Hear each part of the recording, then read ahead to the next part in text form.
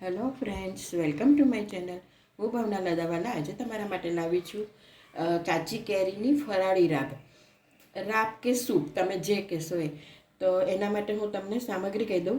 આ 2 ચમચી ઘી, આ કેરીનું બાફેલું કેરીનું પાણી છે, કોપરાનું છીણ, એલચી પાવડર, 2 ચમચી રાજગરાનો લોટ કે સિંગોડાનો લોટ ગમે તે લેશો, ફરાળી લોટ, જીરું, ગોળ અને બાફેલી કેરી છે, છીણીને બાફેલી કેરી છે. તમને બતાડું કેવી રીતના એ કરવાનું. પહેલાં એને કેરીને આવી રીતના છોલી કાઢવાની છે, અને છોલીને તમારે ઝીણી ઝીણી સમારવી હોય તો એ પણ ચાલશે, અને સમારવી ના હોય તો છીણી કાઢજો. મોટી છીણીમાં આવી રીતના છીણી કાઢવાની છે. આ કેરીનું છીણ છે ને મેં થોડાક પાણીમાં બાફી કાઢ્યું છે.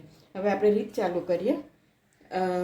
સૌથી પહેલાં એક પેણીમાં 2 ચમચી ઘી લઈશું. આ ઘી સહેજ ગરમ થાય એટલે આપણે એમાં એક અડધી ચમચી જેટલું જીરું નાખી દઈશું.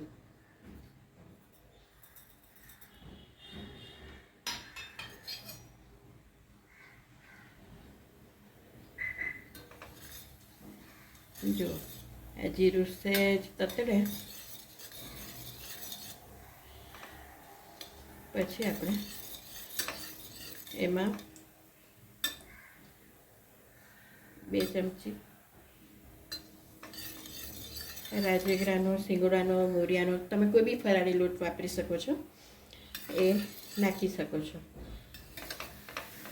નાખીને એને સરસ ધીમા તાપે શેકી લેવાનો છે.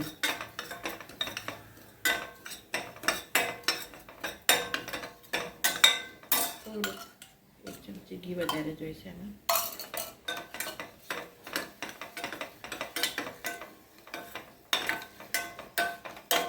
અને એકદમ સરસ ધીમા તાપે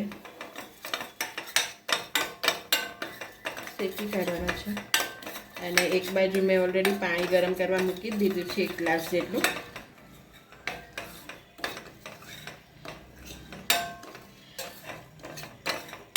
આ તમે જોઈ શકો છો આપણો લોટ એકદમ સરસ શેકાઈ ગયો છે અને ઘી પણ છૂટું પડી ગયું છે. હવે આપણે એમાં 1 ગ્લાસ જેટલું પાણી નાખીને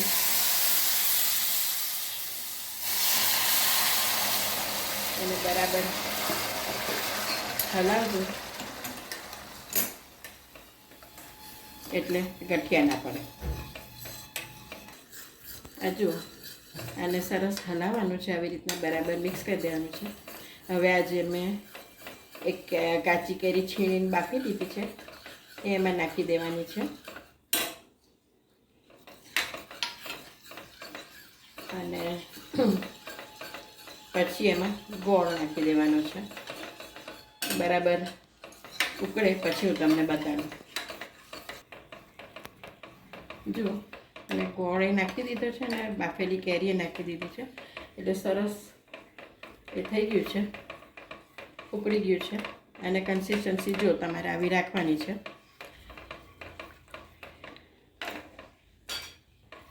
હવે એમાં ઉપરથી એલચી પાવડર અને સૂકા કોપરાનું છીણ નાખવાનું છે.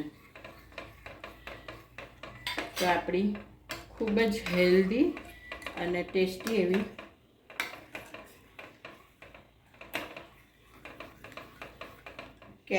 કાચી કેરીની રાબ તૈયાર થઈ ગઈ છે.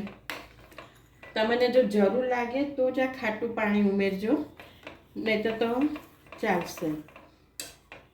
અને આ તમને લૂ પણ નહીં લાગે અને ખૂબ જ હેલ્ધી છે. તમારું પેટે સરસ ભરાઈ જશે. ફરાળમાં તમે લેશો તો 1 બાઉલ લેશો તો તમારું પેટે ભરાઈ જશે. તો તૈયાર છે આપણી કાચી કેરીની રાબ, સૂપ, જે કહો તે. જો તમારે રેગ્યુલર લોટની બનાવવી હશે તો એ પણ ચાલશે. ઘઉંના લોટની કરશો તો એ પણ ચાલશે. હવે ઉપરથી આપણે એલચી પાવડર અને કોપરાનું છીણ નાખી દઈશું, એટલે આપણી ફરાળી હેલ્ધી કાચી કેરીની રાબ તૈયાર થઈ ગઈ.